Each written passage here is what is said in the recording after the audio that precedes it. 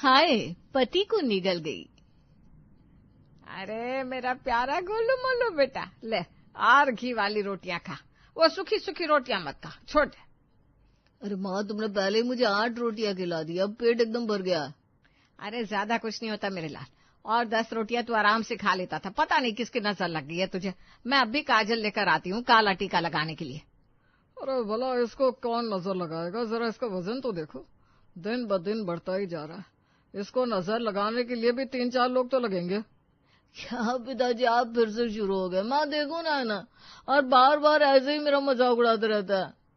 अरे आप सुबह सुबह कुछ भी मत बोलिए।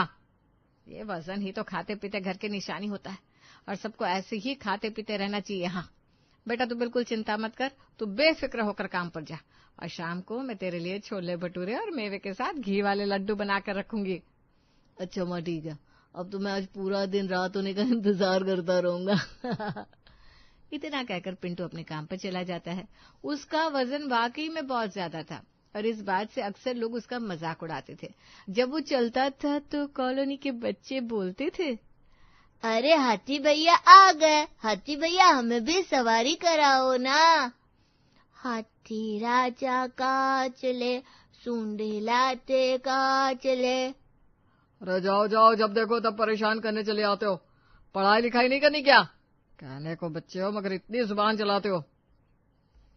पिंटू गुस्से में अपनी गाड़ी में बैठ गया और अपने ऑफिस पहुंच गया। पहुंचते ही पिंटू को बॉस की सेक्रेटरी मीनल नीचे ही मिलती है। पिंटू, तुम आ गए? आज तुम्हें बॉस ने ऑफिस में बुलाया है, जल्दी जाकर उनसे मिल लेना। अच्छा मीनल, अभी आता हूँ। और हाँ, एक बुरी खबर भी है। क्या बुरी खबर? वो क्या है मीनल? आज लिफ्ट खराब है, तुम्हें सीढ़ियों से जाना पड़ेगा। इसी बहाने शायद तुम्हारा वजन कुछ घट भी जाए। क्या मीनल, तुम भी सुबह सुबह मेरी टांग खींचने लगी। एक तो अब तीसरी मंजिल तक चढ़कर जाना पड़ेगा। ओफो। मीनल हंसते हुए वहां से चली जाती है और बेचारा पिंटू किसी तरह चलते हुए ऊपर पहुंचता है। ओफो, आज तो बड़ी मेहनत हो गई। अब अभी लंच के टाइम पर लंच करने के बाद कम से कम 6-7 पेस्ट्री खाऊंगा, तभी मेरा स्ट्रेस थोड़ा कम होगा। और रात को तुम आज छोले भटूरे और लड्डू बनाएगी, मजा ही आ जाएगा। यही सब सोचते हुए पिंटू अपने बॉस के ऑफिस में पहुंचता है। अरे पिंटू आओ आओ, मैंने तुम्हें एक खुशखबरी देने के लिए बुलाया है। क्या खुशखबरी? कैसे खुशखबरी बॉस? वो दरअसल तुम्हारा प्रमोशन हो गया है, मगर साथ में एक और बात है। ये प्रमोशन लेना है तो तुम्हें हमारे दूसरे ऑफिस में काम करने जाना पड़ेगा, और वो दूसरे शहर में है। तो फिर बताओ तुम ये कर पाओगे कि नहीं? अरे बॉस, आपने एक साथ ही मुझे खुशखबरी और दुख खबरी दोनों सुना दी। प्रमोशन तो अच्छा है, मगर दूसरे शहर जाकर रहना। हाँ, इसीलिए अच्छे से सोच लो और कल तक मुझे सोच के बता देना, हाँ? वरना मैं किसी दूसरे को बोल दूंगा। पिंटू पूरा दिन ऑफिस में यही सोचता रहता है कि उसे प्रमोशन लेना चाहिए या नहीं। रात में वो घर आता है, लेकिन इससे पहले कि वो अपने घर वालों को कुछ बताता। अरे पिंटू बेटा, खुशियां मनाओ, तुम्हारी शादी तय हो गई है। क्या पिताजी, शादी? ऐसे अचानक से कैसे? अरे बेटा, वो जो हम पिछले महीने लड़की देखने नहीं गए थे, शिल्पा, वही उसके घर वालों ने हाँ कर दी। मैंने तो कहा ही था, मेरे चांद जैसे बेटे को भला कोई मना क्यों करेगा। हाँ, मगर ये दिखता भी तो चांद जैसा गोल गोल है। क्या आप भी अब ऐसे समय में भी गंदे मजाक मत करिए। हाँ अच्छा अच्छा अच्छा, ठीक है। और बेटा, तू किस सोच में पड़ गया? तू खुश नहीं है क्या? वो दरअसल मेरा प्रमोशन हो गया और उसके लिए मुझे दूसरे शहर में जाकर काम करने का ऑफर मिला है, लेकिन मुझे यही समझ में नहीं आ रहा कि मैं ये ऑफर लूं या ना लूं। अरे ये तो अच्छी बात है बेटा, अब तू अपनी बीवी के साथ दूसरे शहर चले जाना, तेरा ख्याल रखने को भी तो कोई होगा। लेकिन कंचन को ये बात कुछ पसंद नहीं आती है। क्या सिर्फ बीवी के साथ? अरे मैं भी तो जाऊंगी ना उसके साथ। क्या पता वो लड़की मेरे बेटे का अच्छे से ध्यान रखे ना रखे, कहीं इसकी सेहत बिगड़ ना जाए। लो, तुम ना अभी से शुरू हो गए भाग्यवान। अरे अभी तो बहू आई भी नहीं है, और वैसे भी तुम चली गई तो मेरा ध्यान कौन रखेगा? और मैं यहाँ अपना बिजनेस छोड़कर थोड़ी ना दूसरे शहर जा सकता हूँ। हाँ माँ, पिताजी सही कह रहे हैं, दिमाग से काम लेना होगा ना। अरे वाह वाह, देखो तो दोनों को अभी से मुझे छोड़कर उस पराये घर की लड़की की साइड लेने लगे। ये सब छोड़ पिंटू, चल गर्मा गर्म छोले भटूरे और लड्डू खा ले, फिर कुछ दिनों में तुझे अपनी बीवी के हाथ का खाना ही पसंद आएगा ना। क्या माँ, तुम भी भला तुम्हारे खाने को कोई टक्कर दे सकता है क्या? कोई भी नहीं। ऐसे ही सब हंसते बातें करते हुए खाना खाते हैं। थोड़े ही दिन में पिंटू की शिल्पा से शादी हो जाती है। मगर शादी में सब शादी के जोड़े को देखकर तरह तरह की बातें बना रहे थे। देखो तो, लड़की एकदम पतली दुबली सी और लड़का इतना मोटा। क्या मोटू पतलू जैसी जोड़ी है। सच कहा बहन, लेकिन देखना हमारी शिल्पा जल्दी ही इस लड़के के मोटापे को रफू चक्कर करवा देगी। आखिर वो भी तो हेल्थ फ्रीक जो ठहरी। दोनों औरतों को पता नहीं था, मगर कंचन वहीं पीछे खड़ी उन दोनों की बातें सुन रही थी और ये सब सुनकर मन ही मन सोचती है, हे भगवान, क्या कहा इन दोनों ने? हेल फ्रिक, हेल मतलब जो नरक होता है। इन्हें क्या लगा मुझे अंग्रेजी नहीं आती? अरे कहीं मैंने गलत जगह तो मेरे बेटे की शादी नहीं करा दी। अब तो मुझे बड़ा डर लग रहा है।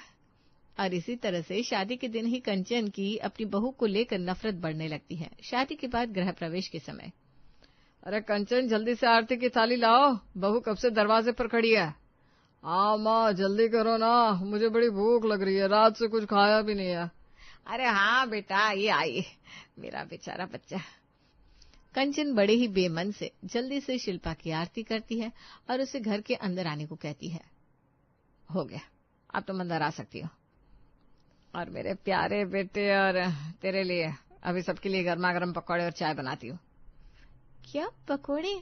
मगर माँ जी, वो तो एकदम तले हुए होते हैं ना। सुबह सुबह ऐसा नाश्ता नहीं करना चाहिए, बल्कि कुछ हल्का फुल्का खाना चाहिए।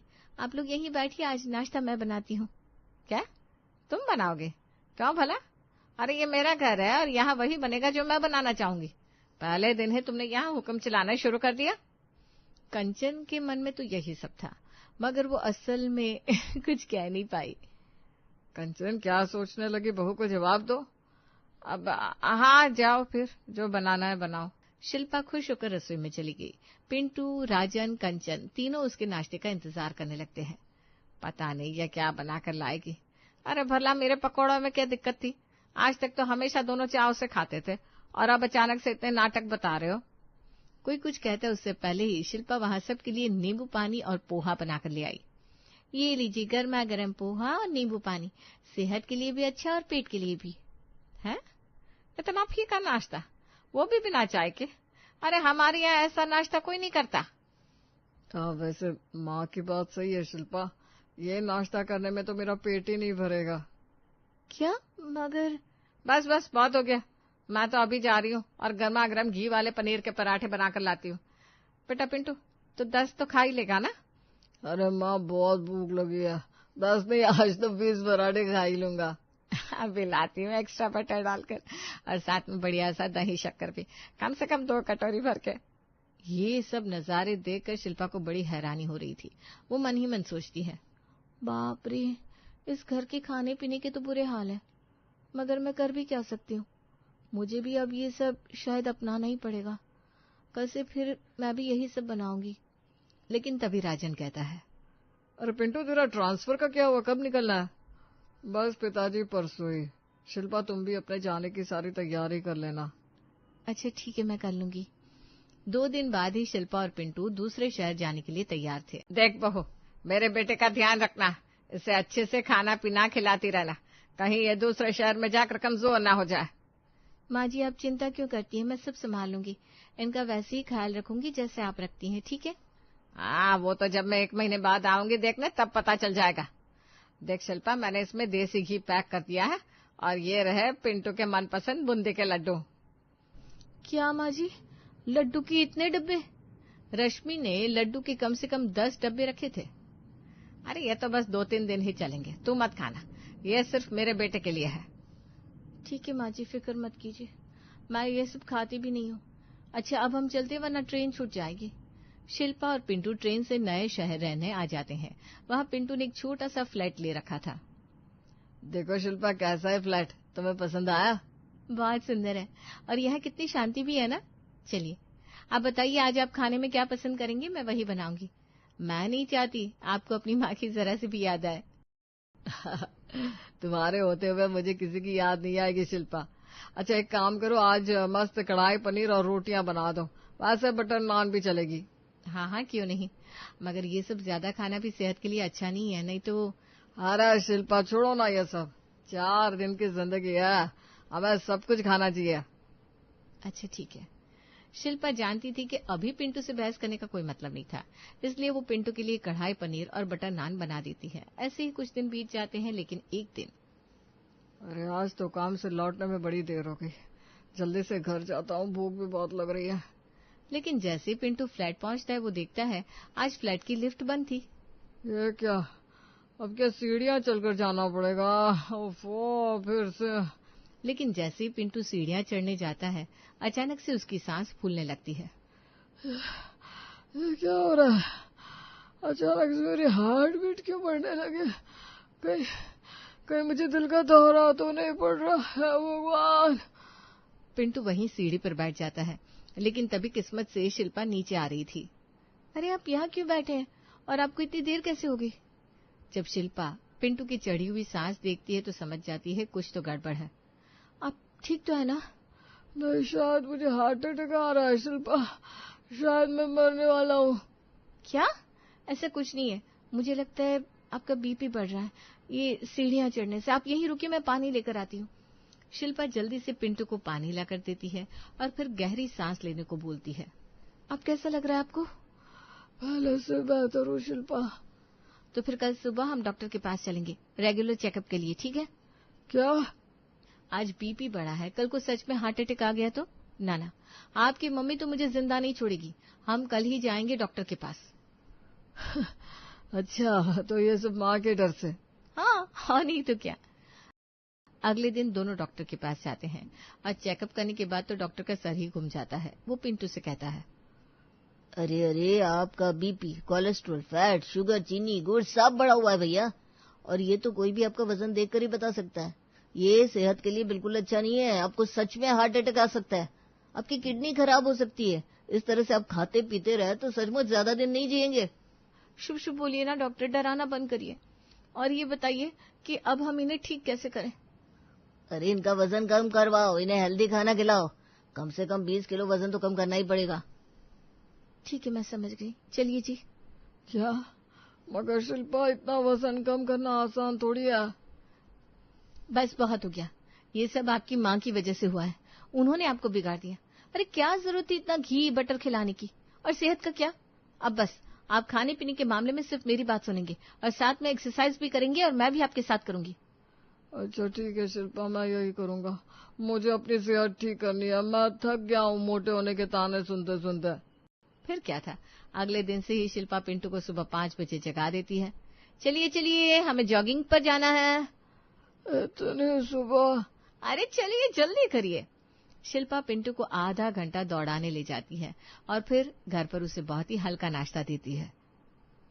ये लीजिए आज का ब्रेकफास्ट। ये क्या है शिल्पा?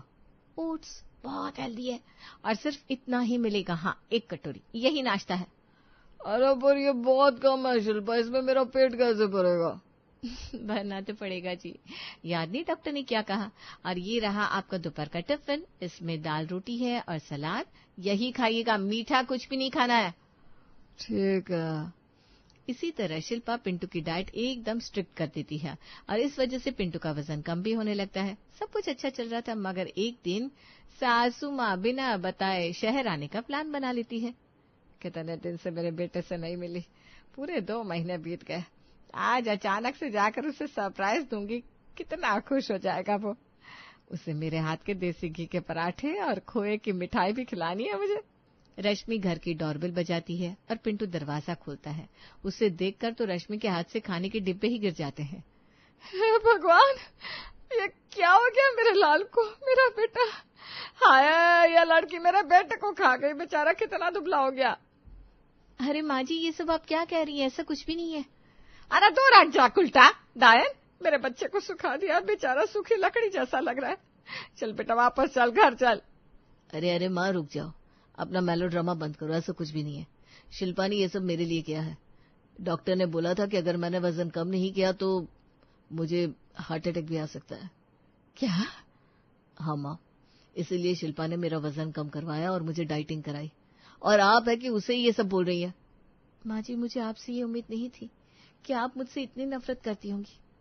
अब जाकर रश्मि को अपनी गलती का एहसास होता है।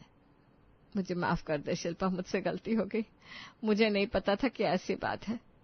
माँ जी, एक तो आपने इतना ज्यादा तला हुआ खाना खिला खिलाकर उनकी हालत इतनी खराब कर दी, ऊपर से आपने मुझे इतना सुनाया, और फिर आप कह रही हैं कि मैं आपको माफ कर दूं। हाँ, लेकिन मैं तो ये सब प्यार में करती थी बेटा, मुझे नहीं पता था कि इसका इतना बुरा असर होगा। सचमुच मुझे माफ कर दे, और अब से जैसा तू चाहे वैसा कर। आखिरकार शिल्पा अपनी सास को माफ कर देती है और पिंटू की डाइट जारी रखती है। जल्दी उसका वजन कम हो जाता है और उसकी सेहत भी अच्छी हो जाती है।